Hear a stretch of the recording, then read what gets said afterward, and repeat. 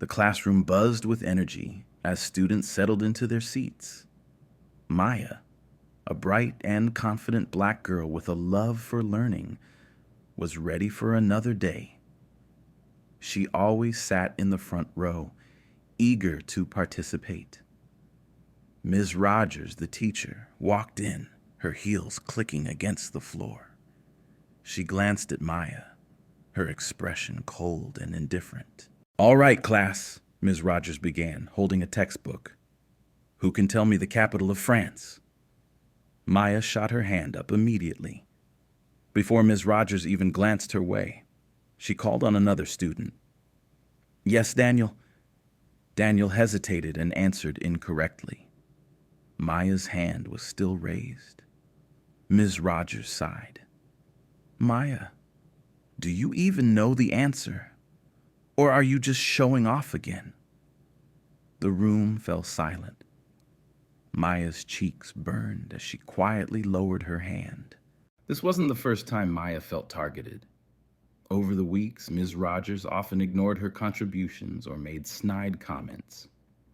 "You might want to focus more on studying than trying to answer every question," Ms. Rogers said one day after Maya volunteered again. Maya's classmates noticed too. At lunch, her friend Emma spoke up.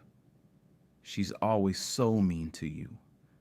Why doesn't she act like that with anyone else?" Maya shrugged, her appetite gone. "I don't know.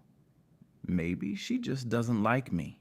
That evening, Maya sat at the dinner table with her mom, Mrs. Johnson, who happened to be the school's principal. "Mom," Maya began hesitantly, "can I tell you something?" Mrs. Johnson looked up, concerned. "Of course, sweetheart. What's wrong?" Maya recounted her experiences with Miss Rogers, her voice trembling. "She always makes me feel like I'm not good enough, like I don't belong." Mrs. Johnson's heart sank. "Thank you for telling me," she said, placing a comforting hand on Maya's. "I'll look into this." Mrs. Johnson called Ms. Rogers into her office. "Ms. Rogers, I've received some concern and feedback about your behavior toward a student," she began, her tone firm. Ms. Rogers shifted uncomfortably. "I assure you, I treat all my students equally." Mrs. Johnson leaned forward. "The student in question is my daughter, Maya. I've observed your class and spoken to others. Your behavior is unacceptable." Ms. Rogers paled. "I didn't realize—" "It doesn't matter who her parents are," Mrs. Johnson interrupted. "Every child deserves respect." Mrs. Johnson knew she had to approach this carefully. The next day, she discreetly spoke to other students in Maya's class.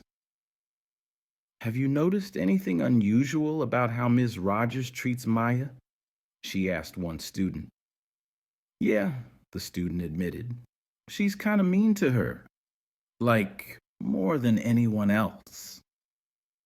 Mrs. Johnson also sat in on one of Ms. Rogers' lessons, observing from the back. It didn't take long to see the subtle but consistent dismissiveness directed toward Maya.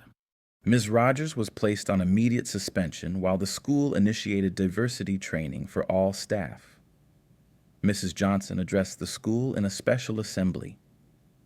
"Our school is a place of learning and respect. Discrimination, in any form, will not be tolerated. We are committed to creating an environment where every student feels valued." Maya's story became a turning point for the school. Teachers and students began engaging in open conversations about race and respect. Maya, despite her experience, grew stronger. She joined the school's diversity council, working to ensure no one else would feel the way she had.